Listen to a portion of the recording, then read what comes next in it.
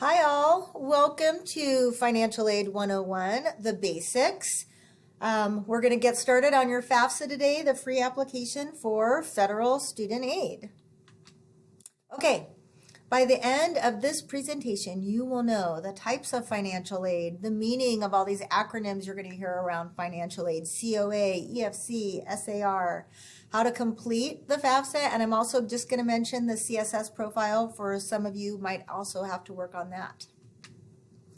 Okay, what is financial aid? Mostly when you ask people what they think financial aid is, they think of grants and scholarships. That's the free money schools, organizations give you that you don't have to pay back. But loans are also considered part of financial aid. And we're not going to talk about loans today. We'll get into that later in the semester, but I always want to make students aware that when you hear people talk about financial aid, and you'll see in your financial aid packages that loans are also a part of that. So cost of attendance, COA, that's something you'll be looking at when you're looking at the costs of your schools. There are the direct costs. So those are amounts of money you actually pay to the school. Tuition, fees, housing, meal plan kind of money. And then there's indirect costs that can really vary, your books, your personal expenses, transportation, that kind of thing. Okay, so how do we get financial aid? The main way is through completion of the FAFSA. And as I've told you before, that went live on October 1st, and we're going to start working on that today. And what FAFSA is an online form that collects demographic and financial information about the student and the student's family. So what you're going to do today is we're going to sign up for the FSA ID, which is, like I've said, your online electronic signature, and then I'm also going to have you start the FAFSA. So what does FAFSA do? It collects this financial and demographic information. And what kind of information is it collecting? What it's collecting is information about you and your family. So it's going to ask how many people live in your household, how old they are, how many are in college, questions like that. It's also going to ask for financial information. So it will ask if you, the student, have money in a bank account, if you worked in 2019, which is the year that this FAFSA will be based on, and it's primarily going to ask financial information about your parents. If you live with guardians, legal guardians do not appear on the FAFSA. So if you have questions about that, let me know. So what the FAFSA does is it collects all this information and compiles what's called the Student Aid Report, or the SAR. And the most important thing about the SAR is it gives you a number, which is your expected family contribution, your EFC. And that is what your financial aid is based off of, your EFC. So a lot of people think that the EFC is a dollar amount. Some schools you'll see use it like a dollar amount.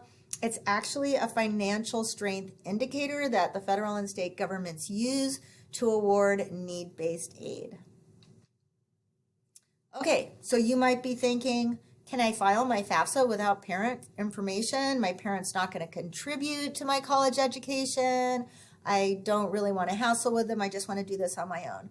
For most of you, that answer is no. That until you are 24 years old, the general rule with the federal government is that you are a dependent student, and regardless of your parents' ability to pay for you to go to college, their information needs to be on your FAFSA. But the FAFSA will ask a series of questions that allows some of our students to apply without any parent information. So if a student has a legal guardian, like I mentioned, that student will not need any parent information. If a student has been in foster care up until a certain age in their life, they can file without parent information. If a student is not living with their parents and has been considered homeless at any time in the last year, they can file without parent information. So you'll see as we start going through that, these questions will come up and you all will answer them. Another thing that comes up, what about if my parents are divorced or separated? So on the FAFSA, if you are a student who has parents who are divorced and or separated, you will only need one of your parents to complete the FAFSA. And it's important to remember that it's going to look at that parent's household. So if your parents are divorced or separated, Like I said, you only have to list one parent's household, but this is what you need to look at. It's supposed to be the parent that supports the student more than 50% of the time. That doesn't mean financially. They want to know which parent do you live with 51% or more of the time. If it's pretty even for your family, or when you look at summer versus during the year, you may have the option of using either parent for your FAFSA parent. Important to remember, like I said, this includes the parent's household that you use. So if that parent has remarried, the step parent's income will also be included on your FAFSA. So this is something, if it's an issue for you and you have questions about which parent to use, or your parents have questions which one to use, have them talk to me, or you come talk to me. Something that could be helpful if you share pretty much 50-50 time with your parents is what's called the FAFSA Forecaster. It's right there at the bottom of the screen. It's a tool that your parents can use to estimate what your EFC will be. You can also use this tool. So what it does is ask the kind of questions that the FAFSA will ask. So you could go through it thinking about using one parent's household, enter their financial information, how many people are in that household, and see what your EFC is. Then you can go through it again with the other parent's information, or your two parents can do that. And then if you really split 50-50 between the two households, the best plan is to use the parent that gives you the lowest EFC, because that will help you get the most financial aid. So definitely come talk to me if that's going to be an issue for you and you have questions. Okay, so today we're going to get an FSA ID. Both you, the student, and one of your parents will need an FSA ID. So even if you live with both of your parents and not a step parent, only one of your parents will need to get an FSA ID, because what it is it's your electronic signature, and only one of your parents is going to need to sign, even though both of their social security numbers, if they're married, will be on your FAFSA. Okay, and if your parent has an FSA ID already, which they might if you have an older sibling that's been in college in the last number of years, or if your parents been in college, they will use that same FSA ID. Okay, so when to file the FAFSA? As early as possible, and we are going to start working on that today.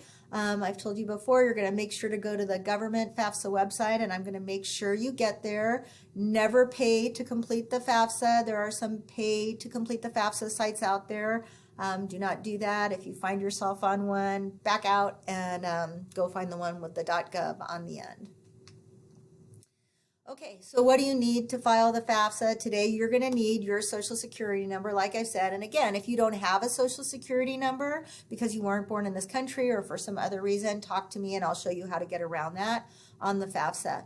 One of the things the FAFSA is going to ask is what schools you're interested in applying to, because the schools get your financial information from the federal government based on what you put in the FAFSA.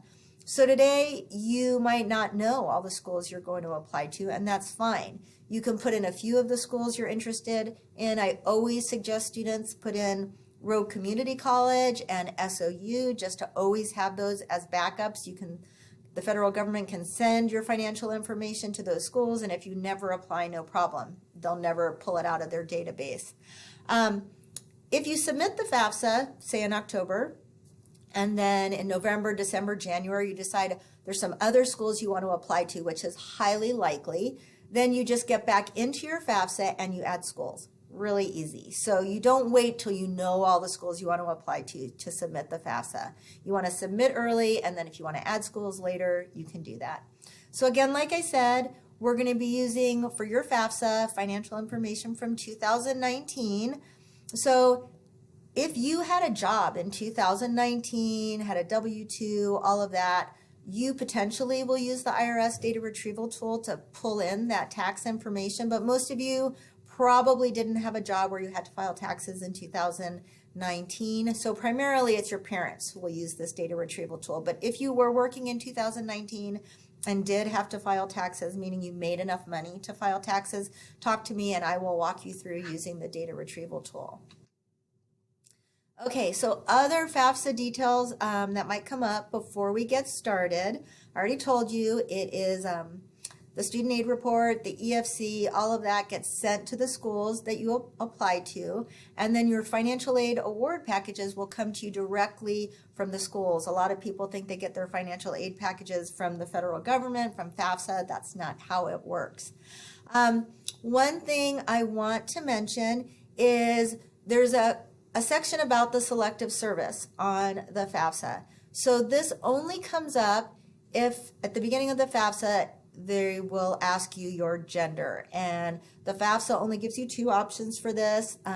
This is an issue for some students, so come talk to me about it if you want to process that and talk to me about how you want to answer. But it's going to ask you if you're male or female. If you answer female, you will never see the selective service question.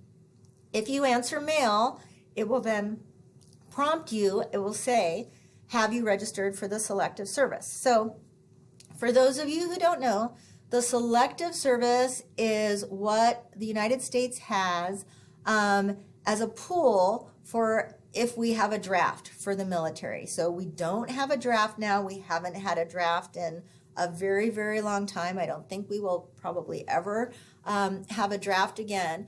But by law, it is a law. I learned this a number of years ago because I do this job. By law, when a male turns 18 in the U.S., they are required by law to sign up for the selective service. To receive federal financial aid, you have to sign up for the selective service if you are a male.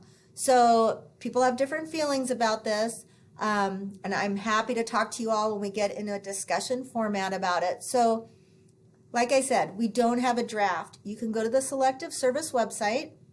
They'll tell you that if a draft happened, there's ways to not serve. You can become a conscientious objector. There's all sorts of ways. You have to really weigh the pros and cons of saying, yes, please register for me for the selective service, or I will register when I turn 18. But that's kind of the gist of the selective service question on the FAFSA. Important to know, if you do not register for the selective service and you're male by a certain age in the late 20s, I think it's 26 or 27, you also cannot ever work for the federal government. So say you wanted to work for the Forest Service or work for an embassy, something where your paycheck would come from the federal government. If you miss that window to apply for selective service or register, you won't be able to have one of those jobs. Also, if you don't go to school now, but decide when you're 30 you want to go to school and you never registered for the selective service, it's really hard to make a case that you just didn't know about it. A few years ago, I would have thought you would know about it. The Selective Service thinks this information is all over the map and every 18-year-old should know about it. I don't really think that's true. But okay, now you know. I've told you. Okay, so just in a nutshell, this is supposed to show you, and this little thing of, oh look, I can move myself. So this just gives you an idea of the amount of money that is out there for students. So the federal money, the Pell Grant, that's the big federal grant. Last year it was $6,195 for most students who qualified for a full Pell Grant. That's if your EFC, your expected family contribution, is 0. When you finish a FAFSA, if you see a 0, you're like, yes, I'm going to get a bunch of money for college. You'll get a full Pell Grant. You might also get a federal supplemental education opportunity grant. So right there it says annual, that's between $1,000 and $4,000. This pot of money, that FSEOG money, runs out. Each school gets a certain amount of it. So the Pell doesn't run out. If you wait and file your FAFSA in March and you're eligible for the Pell potentially and you haven't missed any deadlines for your school, you can get it. That FSEOG money runs out. And I've been seeing more and more of our students get that big $4,000 FSEOG on top of their Pell. And I think that's because they're applying early. So if you apply for FAFSA early, you apply to the schools you want to go to early, you're more likely to get that big chunk of money. State-wise, filling out the FAFSA qualifies you for the Oregon Opportunity Grant. This is from last year's slide. So I think the annual Oregon Opportunity Grant for a 4-year school last year was $3,600. So that's a 4-year university anywhere in Oregon, whether it's U of O or Lewis and Clark, so it could be public or private. And then for the community colleges, I think it was $2,700 or $2,800 in addition to the Pell money. And I mentioned in another presentation the Oregon Promise Grant, and that's a specific grant just for community college students, and that's a whole nother chunk of money. And then I used SOU as an example that a lot of schools also have grants and scholarships that are based on financial need. They also have a lot of grants and scholarships that are based on merit, so your GPA, your activities, but this is an example at SOU of more aid you could get based on your EFC. Work study. On the FAFSA, it will ask if you are interested in work study. So I always say yes, you should check yes. Work study is a pot of money that the schools get, and they can give to students who apply for work study jobs on campus. They're usually really great jobs. Some of them you can get like working in an office or the library, where if there's no work for you to do, you can just be doing your homework and things that might be useful for you. You don't have to take work study money if a school offers it to you. They also don't automatically give it to you because you have to actually go get a job on campus to be qualified for that money. So talk to me if you have questions about work study, but when you get to that part on the FAFSA, I encourage you to say, yes, I would like to be considered for work study. Okay, and last but not least, if you are applying to private colleges, in addition to the FAFSA, some schools use another financial aid application called the CSS Profile, which is administered by College Board, the organization that does the SAT. This application is not free. You have to pay to complete it, and every time you send it to a school, you also have to pay for them to send it out. If you qualify for free or reduced lunch, got a fee waiver to take the SAT or ACT, or you haven't taken the SAT or ACT but would qualify for a fee waiver, come talk to me because you can complete the CSS profile and send it out for free if you qualify for those fee waivers. One other thing about the CSS profile, if your parents are divorced, it is going to ask for information about the parent that does not appear on your FAFSA. And so if you have questions about that or your parents do, come talk to me. I'll probably have some special advisory kind of working sessions on CSS profile for students and then some evening for parents as well. Okay, and then the circle of financial aid just goes on every year, and we didn't get into scholarships today because we're going to get into that later in the semester, but I will be seeing all of you in a few minutes when I pop into your classes and we start working on the FAFSA. So thanks.